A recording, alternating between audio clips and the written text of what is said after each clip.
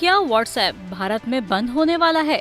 Meta ने अहम बयान दे दिया। दुनिया भर में राब्ते की मकबूल तरीन एप्लीकेशन व्हाट्सएप ने भारत में अपनी सर्विसेज बंद करने की धमकी दे दी है। मीडिया रिपोर्ट्स के मुताबिक भारत में होने वाले इंतखाबात के तनाजुर में मोदी सरकार व्हाट्सएप कवानीन की खिलाफ वर्जी कर रही है। माजी में मोदी की हुकूमत ने कई मरतबा अपने मुखालिफिन के फोन के डाटा तक रसाई हासिल करने के लिए मुख्तलिफ सॉफ्टवेयर का इस्तेमाल किया और जासूसी की। अब मोदी हुकूमत ने मुखालिफिन के व्हाट्सएप डाटा तक रसाई पर जोर देना शुरू किया है। चूँकि प्राइवेसी के bias WhatsApp chat end to end encrypted होती है, लिहाजा ये सार्फिन को तहफ़्फ़ुज़ फराहम करने के लिए अहम है। व्हाट्सएप और मोदी हुकूमत के दरमियान ये तनाज़ा अब दिल्ली हाई कोर्ट में ज़ेर समाअत है, जहां अदालत में व्हाट्सएप के वकील ने साफ अल्फाज में बयान किया कि अगर ऐप पर दबाव डाला तो कंपनी भारत में सर्विसेज बंद कर देगी।